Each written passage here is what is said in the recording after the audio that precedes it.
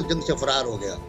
अपने आका की पिटाई के बाद मोना समझ रही है कि जुमला किसका हो सकता है कि अपने आका की पिटाई के बाद उनका मुलाजिम भी जंग से फरार हो गया।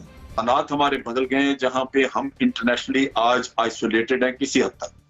और वो आपने देख लिया कि जब अमेरिका की रिपोर्ट आई है टेरर के ऊपर, तो मलबा सारा पाकिस्तान के ऊपर।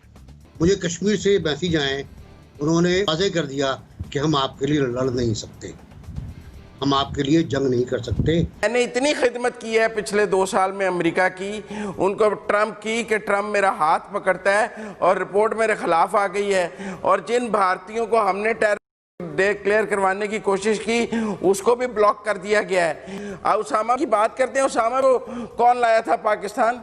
उस वक्त पाकिस्तान में जमहूरी हुकूमत थी जब वो पाकिस्तान में आए थे और उन्हें स्टेट प्रोटोकॉल दिया गया था। आज हमारी पॉलिसी है सिर्फ रिएक्शनरी। इंडिया कुछ कहता है, इंडिया कहता है जी पाकिस्तान से आते हैं, यहाँ पे लॉन्च पैड है।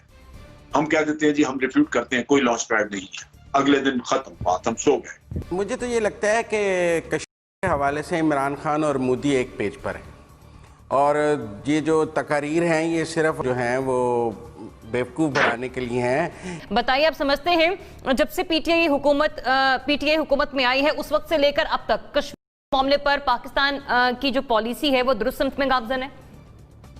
खासी ऊंच नीच होती रही है। 5 अगस्त की शिकस्त कह लें आप या कुछ भी कह लें, उसके बाद फिर हम पीछे हटते गए, फिर हम मोदी की तारीफ में लगे रहे, फिर हम कहते रहे कि मोदी आएगा कश्मीर मसला हल हो जाएगा।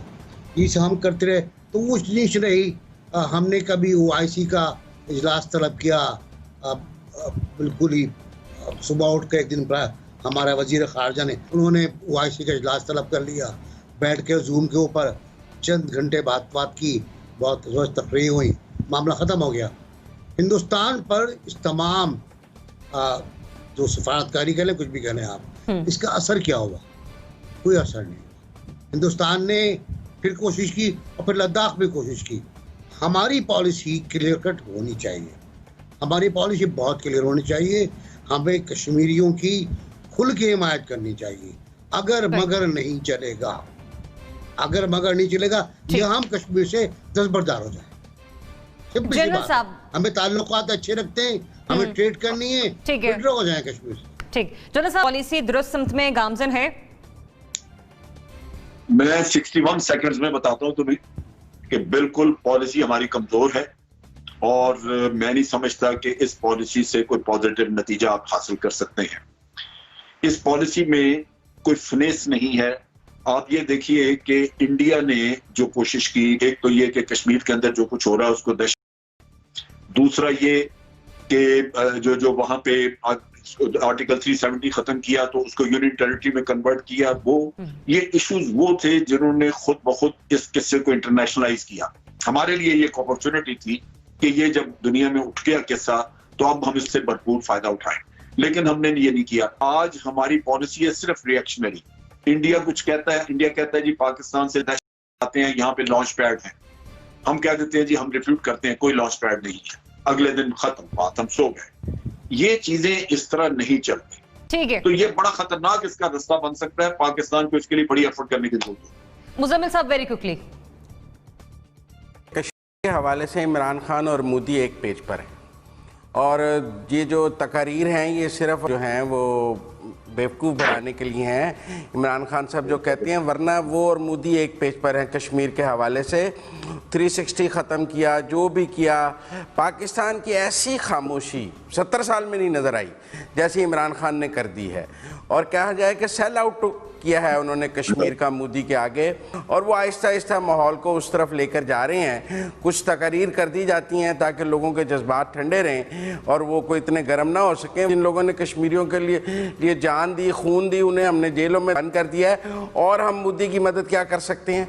मुझे लगता है कि सेम पेज है, और सबसे ज्यादा नुकसान 70 साल में कश्मीर को इमरान खान की हुकूमत ने पहुंचाया। जनरल साहब, वज़ीर-ए-आज़म इमरान खान का उसामा को शहीद करार देना, आप समझते हैं पाकिस्तान के लिए आलमी सतह पर मसाइल खड़े कर सकता है?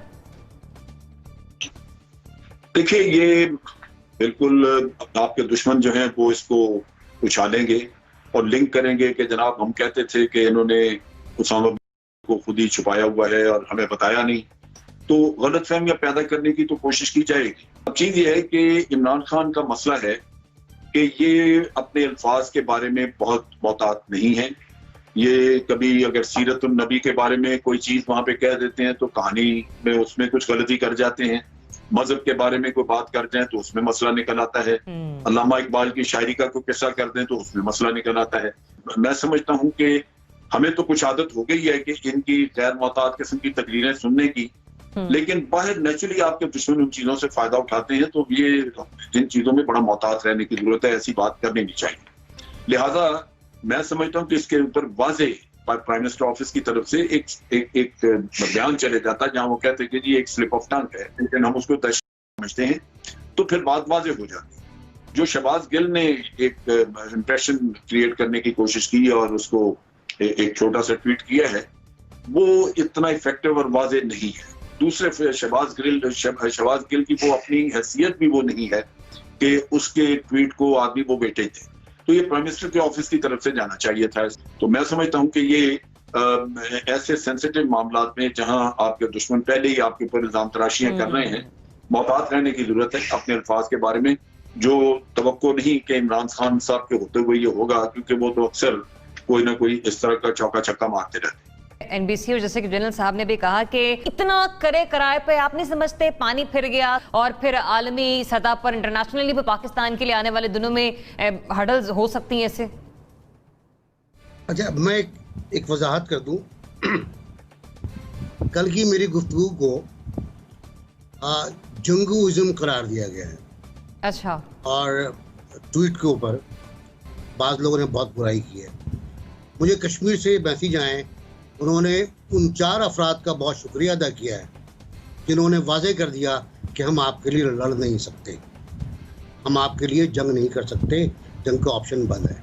1 ये बात हो गई। मैं अफगानिस्तान के, मेरे बड़े अफगानिस्तान से आज तक स्ट्रेटजिक डेप्थ के नाम के ऊपर अफगानिस्तान को अपना करीब करने पर वगैरह वगैरह जो भी हमारे यहाँ होता रहा है, हम पर कुफ्र के फतह भी लगे, हमको दुश्मन भी करार दिया गया। हम जंग के खिलाफ हमेशा रहे, लेकिन इंसानी हुकूक की हिमायत में हमसे आगे कोई नहीं। दूसरी बात ये है बहुत सिंपल सी कि प्राइम मिनिस्टर ने जो कुछ कहा वो एम ही नहीं था। शहीद जो कहा गया वो आफ्टर थॉट था। ब्रॉडकास्टिंग की दुनिया में उसको हम पॉज कहते हैं। जो तलत हुसैन बहुत तगड़े पॉज लिया करते थे जुमले को वाजे करने के लिए, तुम कातिल हो, तुमने कत्ल किया है, ये स्टाइल होता था। नापा वाले सिखाते, तो मार दिया, पॉज आया, शहीद कर दिया। अच्छा, 2016 में प्राइम मिनिस्टर जब ये नहीं थे तो इनसे एक इंटरव्यू हुआ था जिसमें इन्होंने कह दिया था कि जी मैं इस पर कमेंट नहीं करूँगा कि कौन है, क्या है, किस तरह हुआ है, और ना मैं ये कमेंट करूँगा शहीद है, ना मैं कहूँगा कि हलाक हो गया। ये एक इंटरव्यू मौजूद है, और उससे पहले भी। और उसके बाद जो आप कहते हैं दौड़ लगी है, 2 की लगी, एक लगी पाकिस्तान जंग से फरार हो गया। अपने आका की पिटाई के बाद बोना समझ रही है कि जुमला किसका हो सकता है कि अपने आका की पिटाई के बाद उनका मुलाजिम भी जंग से फरार हो गया। 1 और दूसरा ये कि इमरान खान ने उसामा को शहीद करार दे दिया। तीसरा वाला हवाबाजी वक्त के जो मिनिस्टर हैं हमारे, उनका रिचर्ड क्विस्ट ने प्रोग्राम किया है। रिचर्ड क्विस्ट का प्रोग्राम है कि ये एक इंतहाई गैर मामूली वाक़या है हवाबाजी की तारीख में। ये भी हमारा बेड़ा गर्क हो गया है। अब सोचते रहिएगा कितनी पाबंदियां आप पे लगने वाली हैं। जनरल साहब जानते हैं। ठीक है, एनबीसी पॉइंट आपका आ गया तफसीलन। मैं आपका मैंने इंप्रेशंस पे सुन लिया। यहाँ पे जरिया पे एक कमेंट दे। जी जनरल साहब, कल के बारे में जो आपने बात की, देखिए बात ये है, मेरी स्टेटमेंट ये थी कि हमने पहले 2-3 जंगें लड़ी हैं कश्मीर के ऊपर, और अगर इसके बाद भी कोई जंग होती है तो वो कश्मीर पे ही होगी, पाकिस्तान में। लेकिन ये मैंने साथ ये कहा था कि हालात हमारे बदल गए हैं, जहां पे हम इंटरनेशनली आज आइसोलेटेड हैं किसी हद तक। और वो आपने तकरीर तो आज की तकरीर में ही उसकी वजाहत कर देते, इससे ज्यादा क्या कर सकते थे वो।